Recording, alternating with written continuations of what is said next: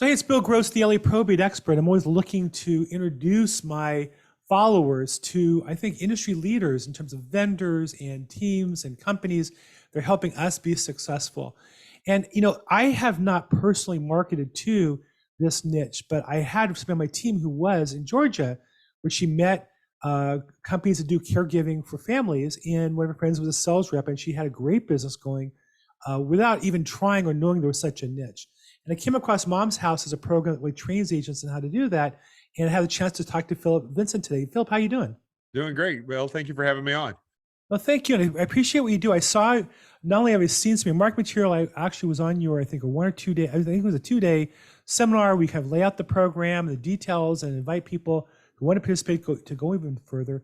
Give me a little background, though, before we start there on how, where you're from and how'd you get into real estate and how'd you get into this particular niche? Sure. I've been in real estate for 24 years. I'm 44 years old. And when I was 20 years old, Bill, I built my first house.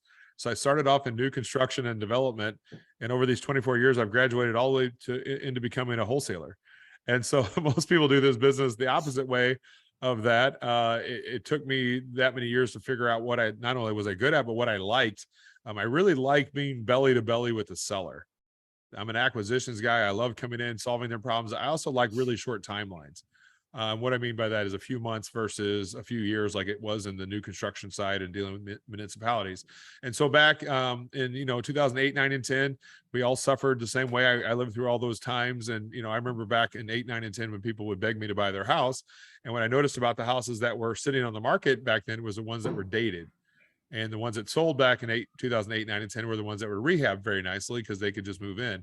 And the past 100 days in real estate, with the interest rates doing what they've done, I'm starting to see the same thing. I wake up every morning to all of my price reductions in my inbox. So we haven't seen that word in 2 years. If you've been in real estate less than 2 years, you might not even know what that means. But price reductions, when you lower the price of a house on the MLS, and we haven't seen that in a while because things were selling for above asking. And so back in 2011, I started to look at we were a company, Bill, that were spending $20,000 or $30,000 a month on marketing efforts in our local St. Louis market. And so for the little guys, we were pretty big. I mean, that's a pretty good spend every month in a market like St. Louis. And I've tried every type of marketing. I have done it all. And I always thought that there had to be a better way or a different way, a creative way. And I look at all sales as like a conversation. Like, you don't want to be too early in the conversation, and you don't want to be too late. Too late means it's already over, but you want to be at that flashpoint. And in 2011, we started to look at the stereotype of our seller, and we started telling this generic story that kind of rings true even to this day. I say it a lot that, our normal seller is in her 80s. Her husband passed away 8 years ago. She's been doing the best she can. She just fell down again. It's never one time. Usually she fell down again. And this time she can't move back home. She had to have a hip surgery, and she has to move into senior living. And the adult children, one of them might live in town, but all the brothers and sisters don't. They fly into town. They try to make all these really, really hard decisions. They're getting bad news in multiples of 3. And then all of a sudden, when the real estate agent shows up and says, clean this place out, do this list of rehabs, then we'll get that price that Zillow says, they're like, what else do you got?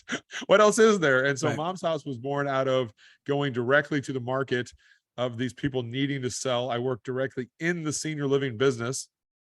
I'm really excited to tell you today that I didn't dream big enough, Bill. We are actually in the CRMs of senior living, to where when that family, say Bill and Phillip are brothers, and we move Mom into senior living, and we're going through that what's called a discovery process on how we're going to pay for this awesome building of care for our mother. They ask us how we're going to pay. And a lot of times they say, I think we're going to need to sell Mom's house, and we're going to need to sell it, and we need to clean it out, and we don't live in town. And they'll say, have you heard of Mom's House? They come out and make you a no obligation offer on the house, help you with the stuff, any of the other items that might be in the house. And that's how this was born on a national level. And on a personal level, as I mentioned, I think I'm more focused on the attorney and the state professional angle.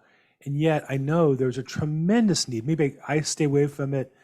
I dabble in this a bit, where you get a property in the family, but I think your assessment is exactly right, that some of these families, it sounds like, well, I'm a successful engineer and I'm a successful attorney in Wisconsin. I'm going to fly in and help mom give all this stuff set up, and they land and realize, my gosh, there's an endless number of things to deal with. And so that's why those of us who have networks locally can really be of asset, whether it be a real estate agent or some other source.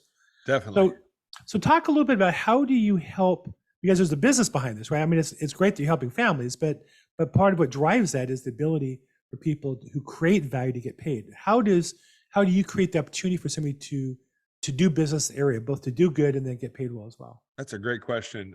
Do good and do well. It's probably the American dream to live a life like that, right?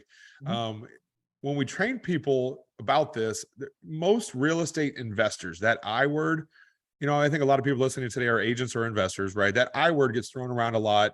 A lot of people have it on the front of their Facebook page. It's, they put their face and then investor or entrepreneur or some word, that I word. And who does that word serve? I think it seems like I'm rich or some word, right? But what it says to the senior living industry is, I think all they hear is dun dun. They just hear shark, and we're so proud of that word in the industry. And I don't think we should be, Yeah. about care first.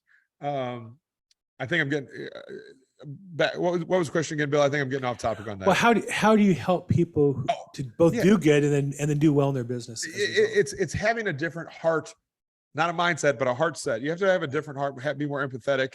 Right. You'll hear me say this a lot. I think my product, or Mom's House as a company, I think it's better suited for females to do. And I Whoa, mean that whoa, whoa, stereotypically. whoa, whoa. I mean that My feminine stereotypically. side, what are you talking about? I really mean that because of stereotypically they have empathy built into them more. Right. And in a time when, let me just go through it. Mom fell down. That's a negative. Mom has to have surgery. That's a negative. The doctor says she can't move back home. That's a negative. The community we picked out, when Bill and Phil are running around looking at, we picked the most expensive one because it's the American way. We think more expensive means better care. That's a whole other topic.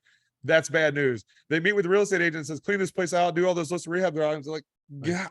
Like you said, when they fly into town, they have the best intentions, but then they open that one box of pictures, and that took a day to go through just because all the memories and just the families are overwhelmed. And let me say it a different way too. There's something called the cost versus value guide.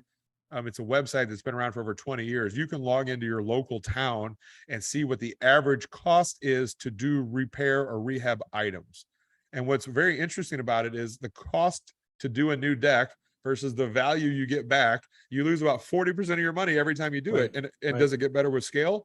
Right. No, it gets to the point where if you have like 6 things to do, you're like, I think that adult children look at each other and go, well, why in the hell would we spend 50,000 if we're going to get $30,000 back in value? And that's why they're Right. like, so how we help them is to take away, if everybody, Bill, was a real estate professional and could do things at a really good cost, they should rehab it. These families are not only not trained as real estate rehabbers, they're also not up to what today's buyer wants. One of my favorite questions is, what color kitchen would you install here? Because they're like, what? They haven't even thought about it yet, like what they might actually do to update it. A lot of times people think, what do they always say, Bill? Paint and carpet. If I could just do paint and carpet, I'll be set. Well, it's way more than that on some of these old dated houses. Right. Let alone, let's get to the real subject. What do you call a hoarder that you like, Bill? Mom. Mom, you call our mom. That's hilarious. We call her an aggressive collector. Mom wasn't quite a hoarder. She was a bit of an aggressive collector. And that's just called life, And so if you live somewhere for 40 or 50 years, Bill, you're going to collect some stuff, even if you're not a hoarder. But it's really hard to do things with the stuff. Well, part of it is when you get older, it's more work to take stuff out and throw it out and sort through it. And so I think we think of as hoarding as like a psychological disease, and there is such a thing. But also, I think as you get older, it's just easier to put stuff in a pile that you're never going to sell, you're never going to throw out, because you don't have to carry it out to the trash can. And you do it once, and then twice, and then 5 years go by, and there's all kinds of piles of stuff all over the place. It's just a natural part of getting older. So, no, 100% right. And so I deal with this, and I think for me, it gives me a chance to work on my empathy and helps me be a more well-rounded person, because it's not my nature, but I feel like it's something I've done in the course of my real estate. So what's the real estate opportunity then as a real estate agent and or investor and or contractor rehabber? How do I approach, how do I learn how to market to these families effectively in a way that I can do business with them and help them solve their problems, and at the same time do some business myself? There's about 52 job titles in senior living that have been good for me over the past, I've been doing this since 2011. There's 52 job titles that I teach about. We can go over a few of them just to give you guys like a taste of what we're talking about. Everyone cares about what's in it for them. And you said attorneys earlier. So elder or estate attorneys are great. I didn't say family law. I didn't say traffic law. I didn't say criminal law. I said estate planning attorneys are great. They do a lot with probate and things like that, but they also help these families to get their affairs in order when they're moving into senior living. Being a solution for that attorney so he can close his file quicker is in his best interest. If you do aid and attendance benefits, a lot of people don't know what that is. Aid and attendance is if someone served in wartime. America's been at war basically the past 100 years. So almost everybody in the military qualifies for this. But what a lot of people don't know is their wife, I'm going to be stereotypical, like I've said that word a lot today. Usually the husband served in World War, whatever. And now the wife is eligible for that benefit. Do you think the government just automatically sends her check to her? No. You have to even know what aid and attendance is. You have to know when to ask for it. But when you're asking for it, it's when you're trying to pay for long-term care. And so anyone needing that bill, you better believe that means they're either using in-home care or they're moving into 24-hour care. The point is, it's that flashpoint of when that family, there's markers out there, indicators out there of when somebody's going to need this service. And that's a big one. Who does aid and attendance? Some financial planners. So when you go to a financial planner and you say, hey, do you do aid and attendance? And they say, what's that? You're like, just move on, go to the next one that does. And so the training is understanding the nuance of each person. Let's go to something called a placement agent. A placement agent is like a real estate agent for the senior living world. They work for the family, almost like a buyer's agent. They get paid by the community, so the family doesn't have to pay. We are in the CRMs of all the national placement agents except for one, and that's for a specific reason, which we won't go into today. But we are intertwined in this business. Why does a placement agent care about getting the house sold? Bill, their placement. They get paid when they place the person. What stops them from moving in? It's the house. A book, where's it at? It's called, I'll give a plug to David A. Smith. It's called It's About Time. And it's about the senior living industry. And it talks about that 90% of the people, if you're in senior living, they think the competitor is the problem. If I had a community and Bill had a community and we think, oh, Bill's the problem, he's got that new shiny chandelier and he's got the prettier building. It says none of that is true. It says 90% of the time, what you're overcoming is the house they live in currently. Wow. Only 90%. I'm like, well, my gosh. So the house is such an important thing, not only for the industry. So in that same book on page 53, it talks about the 3 most important things in senior living. And what I'm saying is we fix a senior living problem. They want to convert as many prospects into clients as possible. No fooling, right? Who doesn't in every sales business, but what stops them from converting? The second one is minimizing the discounts given. So why would somebody be given a discount to move in? I think it's because they don't have their money right, or they still don't have the house sold, or there's something that's, let's go ahead and move in and we'll give you a discount. And when you sell your house, we'll make it up, right? The third one is extending the length of stay as much as possible. The industry has a 28-month average. So imagine owning a senior living building. The average is 28 months. Some live a month and some live 5 years. That's how averages get here, right? But if you knew you only had 28 months, bluntly, I can't add time onto the back end. I'd be a multi-billionaire if I figured that part of it out, right? But you can add time to the front end. What is slowing the process down is the retail sales process and cleaning the house out. Right. In St. Louis, let me give you a crazy stat for all my stat people. 99% of the estate sales in St. Louis generate between $3,000 and $5,000 in revenue. That's what all the stuff sold for. The cost to put that sale on, Bill, you want to take a guess? $3,000 to $5,000. $3,000 to $5,000. You might make $1,000 or $2,000. You might lose, you might not. But the problem is you don't find that out until it's 95 days from now when you chronicle, sorted, touched. You know, it's so hard to get rid of stuff, right? It's our memories, it's our identity. Our stuff is who we are. And it's really hard to even give away stuff today. Like today's grandchildren don't want mom's bedroom set. They don't want the fine china. Like you can't even give the stuff away.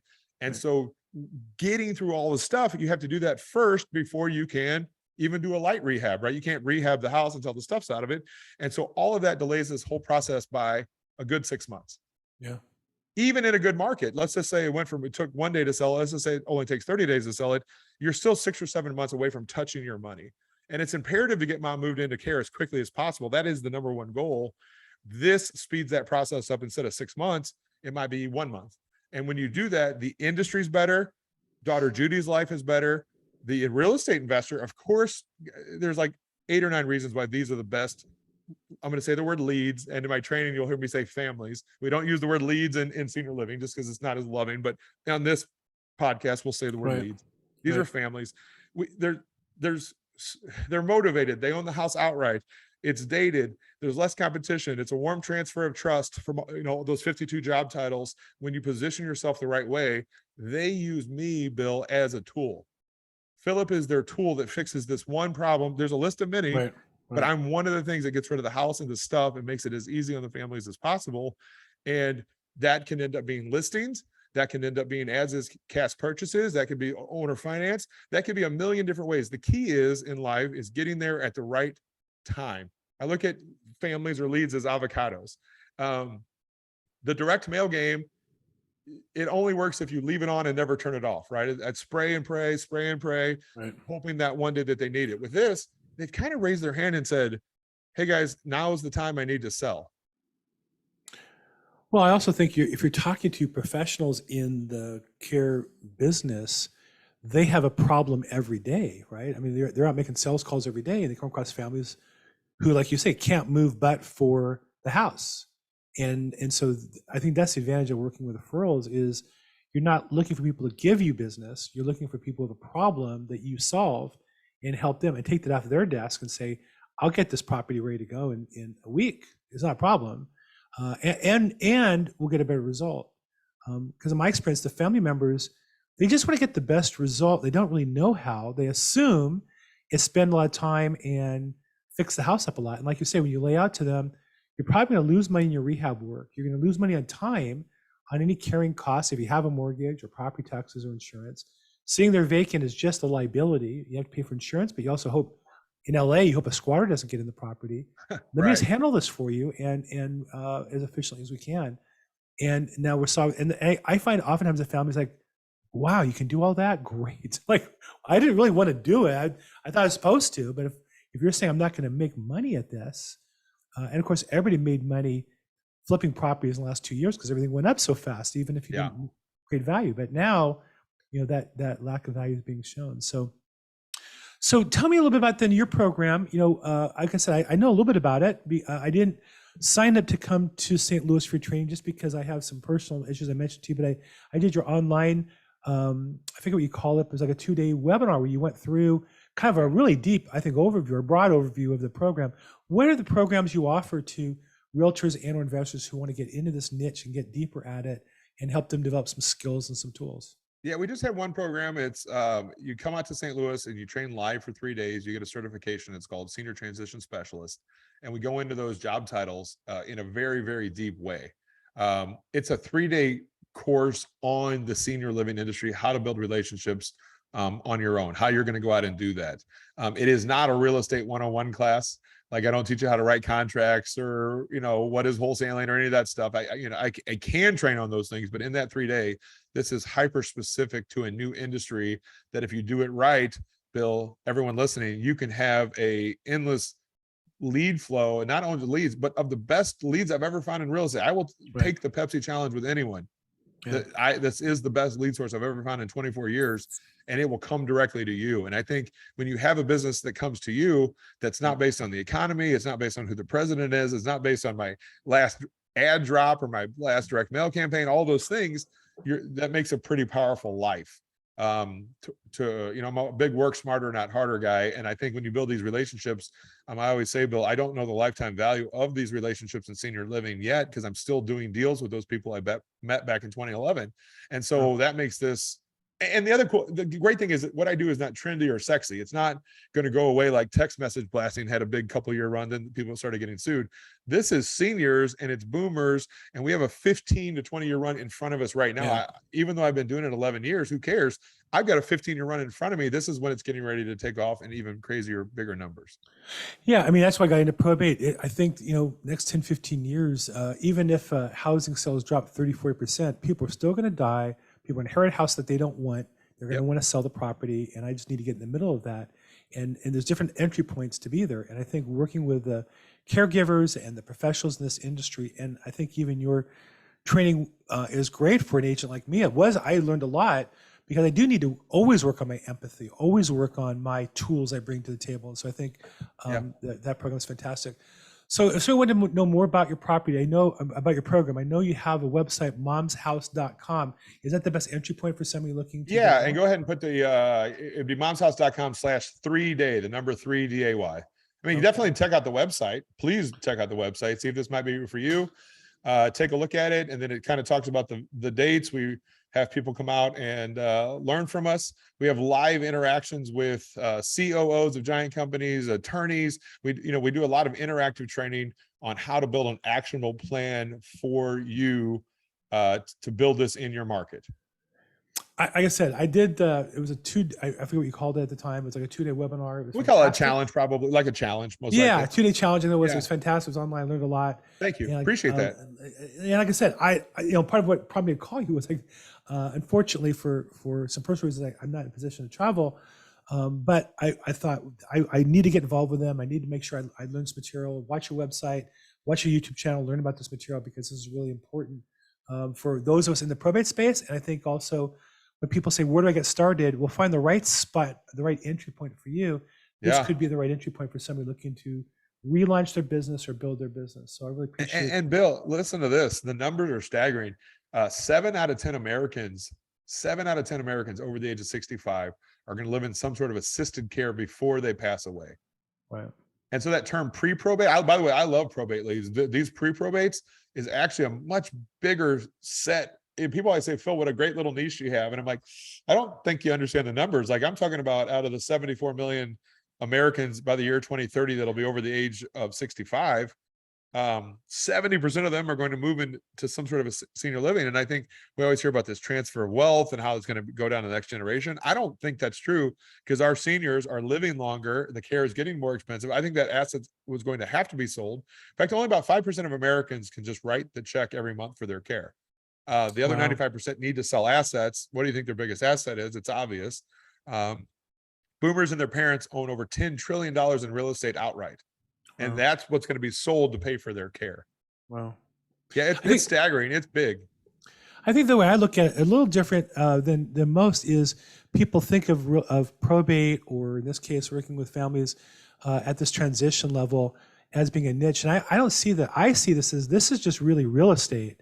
Agreed. And this is being willing to take on the challenges. Most realtors run from the problems and wonder why the business doesn't grow. And really what you're doing is helping us sharpen our tools so that when we get problems, we're surgeons, not running away from it. And by solving the problems, we get paid. And I think that at the end of the day, the money we get paid is reflection of the value we create for other people. And you're really just teaching real estate professionals how to be more effective at this transition period for people who need some help. Perfectly said, Bill. I love that. I believe that in my heart, what you just said. That's we get paid for and what Zig Ziglar, I think, says you get, if you learn how to help, I'm going to chop this up really badly, but if you learn how to help other people, you can have everything you want in this life. So I think the exact quote is, you can have anything you want in life if you help enough other people get what they want. Perfect. Exactly. I actually learned with him and coached with him for a week in Dallas, Texas. Oh, cool. Very cool. Well, look, Phil, I really appreciate what you guys are doing. And again, Mom's House, I pay attention to, and hopefully if things work around here a little better for us, maybe I'll get there next year in the springtime or whatever, when you offer it next. But thank you so much for sharing your program. And like I said, I appreciate the 2-day challenge. I look forward to doing it again when it comes up. And I really appreciate your time today. Thank you so much. Have a great day, guys. Appreciate you. Thank you.